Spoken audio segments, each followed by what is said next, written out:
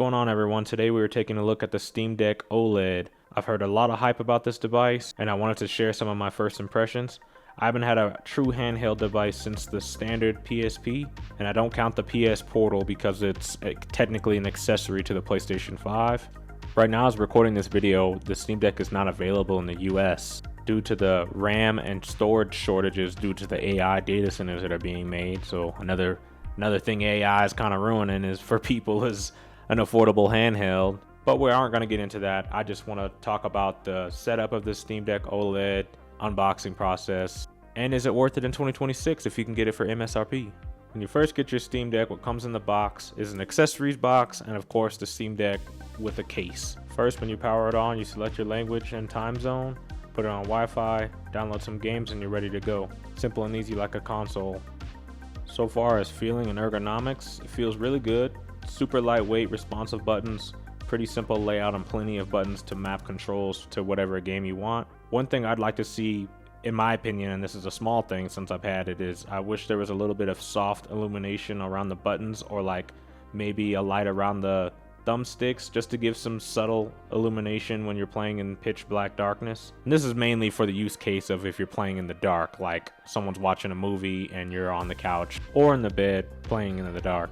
I haven't put 1,000 hours or anything in the Steam Deck so far or anything, but I do feel like the sticks feel really good right now. But after those hours, maybe you're gonna have to replace them, which isn't really a problem because it's pretty modular and you can switch it out. First, I'm going to talk about the screen. So this screen is a 90 Hz OLED panel that is 1280 by 800p resolution on a 7.4 inch screen. Essentially, it's still 1080p, which is fine. The OLED screen kind of surprises me with that. It still looks pretty good. I'm a person that plays everything in 4K.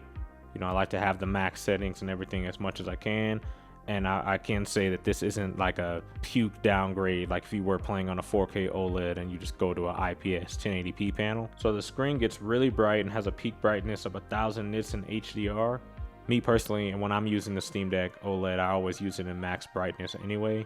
Unless it's late at night and I'm in the bedroom or something like that and I don't want to disturb my spouse. For performance, battery life, I'd say if you're going to grind this thing, you might get like 4 to 5 hours in indie games. And in demanding AAA titles, maybe like 2 hours if you're lucky. So a battery bank probably needs to be a factor for you if that's not good enough. I think that this device is a Mickey Mouse game approved kind of device, meaning you'll get the most out of the games that are indie titles, such as like Hades 2, Megabonk, Terraria, those kind of games. But you can play older AAA titles like the old Call of Duty games. I've gotten some good frames on Black Ops 2 Zombies, Black Ops 3 Zombies, stuff like that. Playing that in the bed is great. AAA titles that are brand new though, like Battlefield 6, Starfield, can be ran but like on really low settings and you get 40 FPS, which in my opinion isn't even worth it or pretty unplayable, especially if you have alternative consoles in your home already. And also, I just wouldn't really play anything super competitive on a Steam Deck. I don't really think that's like its intended purpose. You can, if you want to use the graphics card that's in your gaming computer at home, you can use a remote play feature to stream these AAA titles straight to your Steam Deck, which is kind of a big game changer if you ever wanted to play something that's a little bit more demanding and doesn't run that well on the Steam Deck and you want to bump up the settings and have, take advantage of your 90 Hz panel.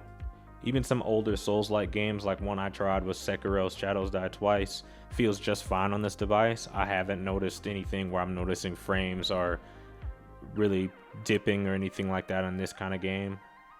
The amount of games you can add to your library on the Steam Deck is actually insane too. You can have a lot of versatility. For all the Pokemon lovers, you can get an emulator on here and just play all the classic Pokemon games if you want to. And since it runs on Steam OS, your entire Steam library that you want to play, most of them is pretty compatible, or you can map all the buttons in order to play those games. The Steam OS is just super smooth and runs perfectly on this machine. If you ever have any kind of question about compatibility, they have a little icon around the games that are compatible with the device. And then they have another icon where it could tell you that it may need some button mapping or have some type of complications with this game that you're running on out of the library. Lastly, is it worth it? It would have to be more of a question of who's buying this device because there are a lot of use cases in my opinion. But I'd say if you're looking to play more competitive games on the go, I'd say for sure that this device wouldn't be for you. But if you're like me and like to sometimes chill in the living room or on your back patio or play a little bit of light gaming before bed, this machine has great value. I think for traveling, this device will be a great addition in long flights and car rides, because as long as you have the proper power source for battery, you can really get a lot of performance out of this device. And for the future, I really hope like before 2030 or so, like after the release of the Steam machine, that they make a Steam Deck 2, something with just more power. I don't really think it needs to have a 4K screen or anything like that. I just think it needs to stay OLED, have a more capable GPU and CPU, maybe refresh rate of 120 Hertz. That would be for sure what's on my wish list. And if they can make that manufacturable and keep it at high, keep it at not a crazy price point, I think a lot of people would still hop on. I'm sure there's many people, since it's sold out, most people want it now. Like it's a device that's still being sought after. Would this be a device that I would say you should replace your PlayStation 5 or something like that for? Definitely not. This is definitely more of a thing that's standalone, or it's an addition to your Steam library for PC gamers already. Or if you're a console gamer and you want to just play something around the house, this is something that's for you. Last thing I hope with that Steam Deck 2, I hope that they make it in black and white. They had a limited edition version of this in white, but they sold out of it and never did it again, which is unfortunate, because that's what I would have wanted to buy instead of a black one. But you know, should have bought it before. But hopefully they will restock and you guys will be able to grab one and try it for yourself. Let me know down in the comments if you guys have a Steam Deck already and what you like about it. If you enjoyed the video, please give this video a like, subscribe for more. Thanks for watching up until the end. See you guys in the next video.